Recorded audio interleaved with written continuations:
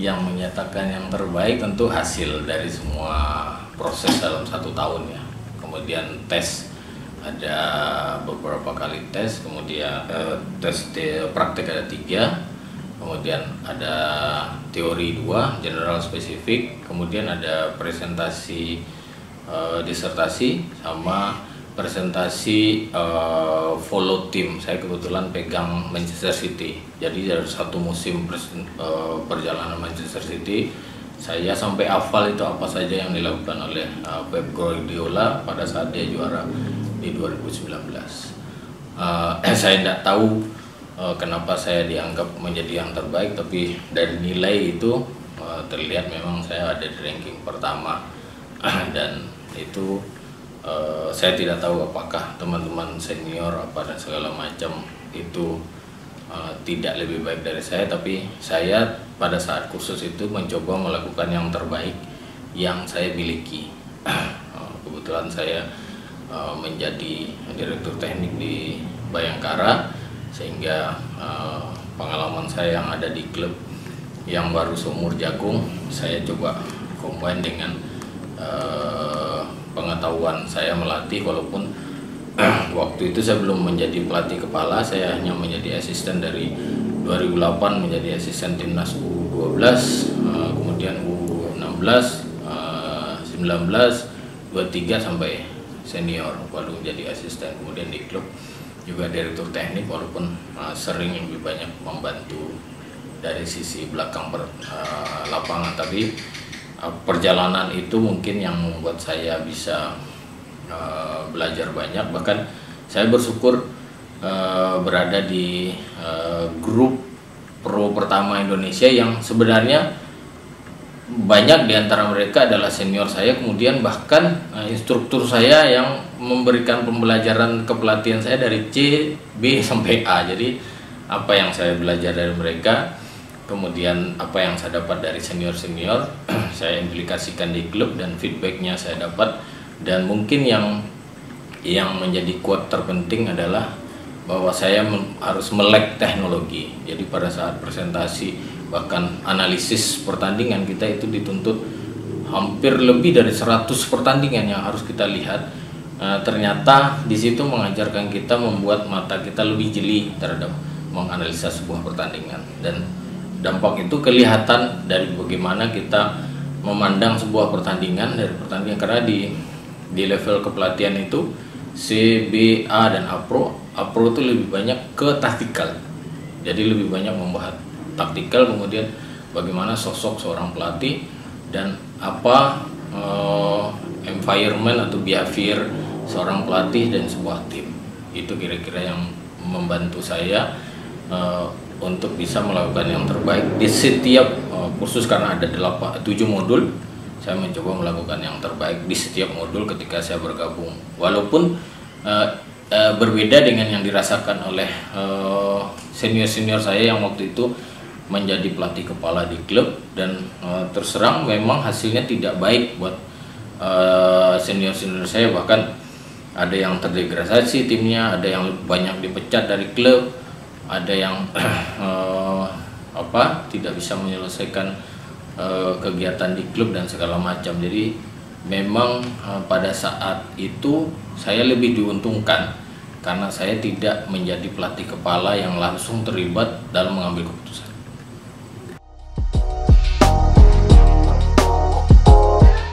Pertama, karena itu saya mendapat telepon 5 hari sebelum persiapan dari Sekjen.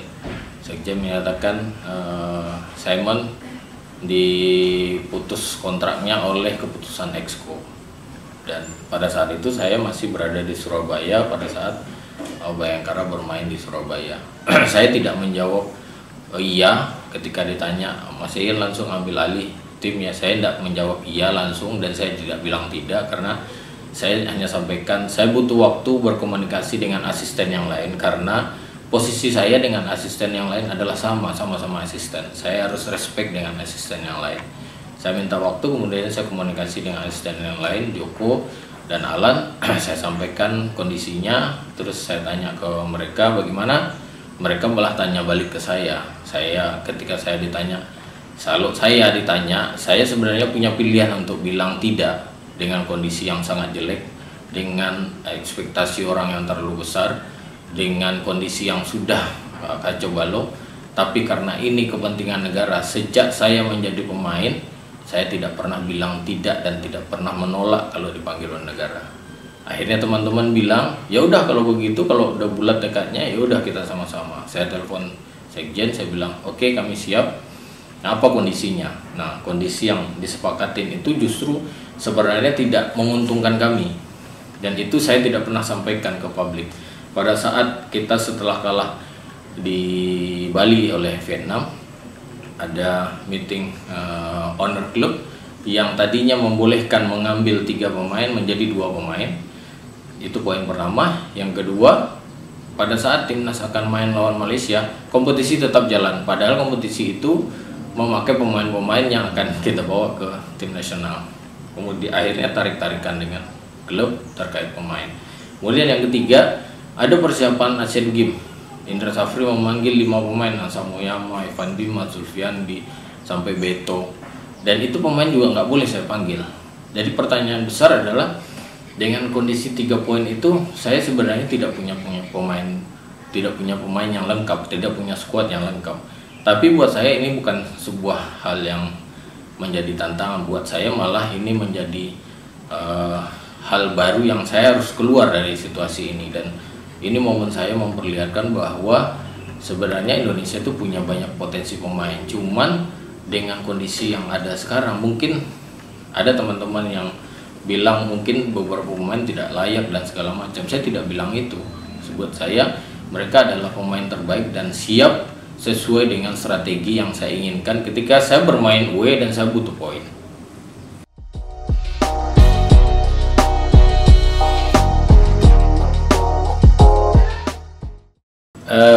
Pada saat kita memutuskan TC di luar 5 hari lebih awal berangkat ke Malaysia, saya menghubungi salah satu teman yang ikut di APRO. Kebetulan dia punya fasilitas tim yang bisa kita pakai dan dekat dengan hotel, sehingga saya lebih memilih membawa tim ke sana daripada mempersiapkannya di Jakarta. Karena secara keseluruhan yang saya tahu, yang saya lihat bahwa teman-teman pemain itu mengalami depresi, tekanan yang cukup luar biasa dari fans. Bahkan ada teman yang sampai rumahnya juga dilempar, dan serangan di media sosial sangat dahsyat. Sehingga saya lebih memilih untuk melakukan latihan 5 hari persiapan jauh dari keramaian kebisingan di Jakarta atau di Indonesia. Dan alhamdulillah itu membuat tenang suasana, tidak ada gangguan apa dan segala macam. Tapi di 3 hari menjelang pertandingan sudah mulai gaduh karena media sudah datang, teman-teman wartawan sudah mulai mengambil video latihan dan segala macam, sudah mulai agak terganggu. Yang menjadi kekagetan saya adalah pada saat H-1 kan selalu ada managers meeting, press con, dan kita sudah menentukan siapa kapten. Dan pada saat itu saya agak terkaget karena dari 3 pemain senior yang saya tanyakan dan saya akan jadikan kapten, semua menolak. Dan ini menjadi pertanda bahwa terlalu besar beban yang mereka bawa, sementara mereka mewakili Indonesia di ajang sepak bola. Dan apapun itu kita harus lewatin. Saya coba menenangkan teman-teman, meyakinkan bahwa kita bisa dengan apa yang saya sudah persiapkan. Saya bilang, bahkan saya sudah melihat pertandingan 4 hari sebelumnya Thailand dikalahkan Malaysia di stadion yang sama, dan saya kasih gambaran setelah saya nonton, bahkan saya kasih video cuplikan kelemahan-kelemahan supaya mengangkat motivasi teman-teman. Dan pada H-1 juga kita harus menentukan siapa kapten dari tim yang akan ikut press con dengan saya. Itu juga menjadi penolakan. Akhirnya satu pemain yang Tobasna lah yang mau, oke om saya siap, karena pemain ini tidak bermain di Indonesia, sehingga tidak ada tekanan yang dia rasakan seperti teman-teman yang lain yang bermain di kompetisi di Indonesia. Dan akhirnya itulah perjalanan. Tapi ketika kita masuk ke stadion, bahkan saya ditanya oleh wartawan di sana, kenapa Anda sebegitu santai dalam melihat pertandingan ini? Saya menjawab dengan sangat baik dan sangat bijak. Saya bilang pertandingan sepak bola ini adalah sebuah hiburan bagi para penonton.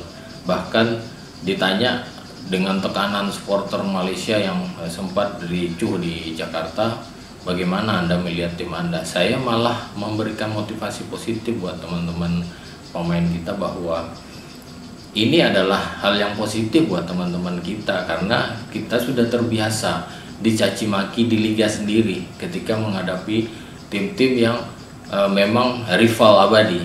Jadi buat pemain saya sampaikan, ini adalah hal yang menjadi motivasi, justru mengangkat motivasi mereka ketika kami dicaci maki di dalam lapangan, dan semuanya terdiam mendengarkan itu. Bahkan saya bilang insya Allah kita akan melakukan yang terbaik yang kita bisa dengan kondisi seperti sekarang.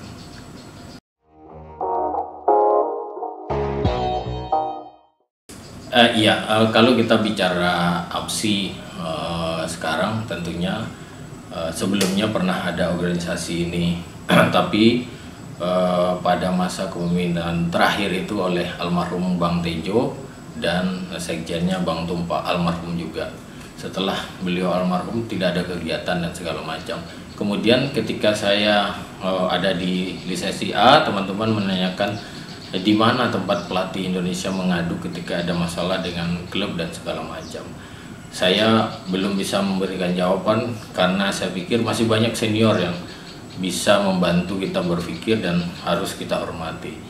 Akhirnya di Pro, karena semua senior yang ada di forum itu disampaikan lagi oleh teman-teman, kita harus menjadikan sebuah organisasi untuk kita bisa menjadi kuat dalam hal negosiasi, bargaining, dan ketika menghadapi masalah, dan tentunya demi kebaikan sepak bola Indonesia. Akhirnya pada forum APRO itu diputuskan ada utusan untuk ketemu PSSI untuk menanyakan status dari asosiasi pelatih yang sebelumnya. Kita ketemu PSSI waktu itu masih Pak Joko Driono, beliau bilang organisasi ini sudah lama ditinggalkan rumahnya. Kalau kalau mau bikin baru silahkan bikin baru, tapi komunikasikan dengan senior-senior. Kita sudah coba mau komunikasi berapa kali dengan senior. Kebetulan kepengurusan yang lama ada di kepengurusan yang sekarang, yaitu Coach Bambang Nurdiansah. Beliau lah yang mengejar kepengurusan yang lain. Jadi yang tinggal menurut Coach Bambang Nurdiansah adalah dia dengan Coach Benny Dolo yang juga saat sekarang tidak terlalu aktif lagi memikirkan sepak bola. Tapi secara prinsip mereka menyatakan sangat setuju untuk ada organisasi ini diperbarui dan digiatkan kembali. Kemudian kita kembali ke PSSI, kita bicara dengan Sekjen bagaimana statusnya, dan Sekjen menyatakan sesuai statuta siapapun anggota PSSI sudah tidak aktif 4 tahun atau lebih, maka keanggotaannya otomatis hilang. Jadi statusnya asosiasi pelatih sebelumnya sudah dianggap hilang, maka kita harus mengulang dari awal lagi, bentuk dari awal, kemudian diajukan oleh anggota. Jadi pada tanggal 15 September kita ada convention yang dibuat oleh PSSI di GBK. Coach Convention itu dihadiri oleh pelatih-pelatih bersertifikat C, B, A, dan A Pro AFC. Hadir di sana Departemen Teknik AFC, WIM, kemudian instruktur FIFA AFC Bader, kemudian Direktur Teknis Adir Danurindo, dan Sekjen PSSI Ratu Tisa hadir. Sehingga di forum itu ditunjuk dan dilakukanlah kongres untuk pemilihan ketua. Secara sejarah saya tidak pernah ada di dalam kongres itu. Bahkan saya tidak pernah mengajukan diri menjadi calon, salah satu calon. Saya kebetulan berada di Bali pada saat timnas persiapan melawan Thailand, dan saya dikabarkan setelah kongres itu selesai, saya dikonfirmasi oleh Coach Herde, Seto, dan semua pelatih senior yang ada di sana bahwa mereka sudah memutuskan menunjuk saya. Sebenarnya pada saat saya disampaikan itu, saya punya hak untuk menolak, karena saya tidak mengajukan diri, saya tidak pernah hadir di kongres itu, tapi karena saya berpikir ini adalah buat kepentingan orang banyak dan saya tidak punya misi apapun, maka saya pikir dan saya konsultasi dengan teman-teman, saya akhirnya memutuskan saya menerima jabatan itu dengan segala konsekuensinya, kontroversi dan lain-lain. Setelah jabatan itu diserahkan ke saya, maka saya punya tanggung jawab untuk bagaimana menghidupkan kembali asosiasi ini untuk diakui oleh federasi. Saya datangi sekjen kembali, kemudian sekjen menyatakan harus diakui di dalam kongres. Nah, kongres itu akan dilaksanakan di tanggal 23 Januari. Bagaimana cara melakukan untuk menjadi anggota kembali? Harus diusulkan oleh anggota. Maka saya mendekati beberapa teman Asprof untuk mendaftarkan sebagai menjadi anggota agenda dari kongres. Kemudian saya juga mendaftarkan melalui Bayangkara, sehingga dibahaslah di dalam kongres dan akhirnya diputuskan resmi menjadi anggota baru kembali dengan dua asosiasi yang sebelumnya yang sudah ada, sepak bola wanita dan futsal. Dan sejak 23 Januari itu maka asosiasi pelatih sepak bola seluruh Indonesia resmi kembali menjadi anggota baru. Ingin tahu update berita olahraga, follow Instagram Skor Indonesia.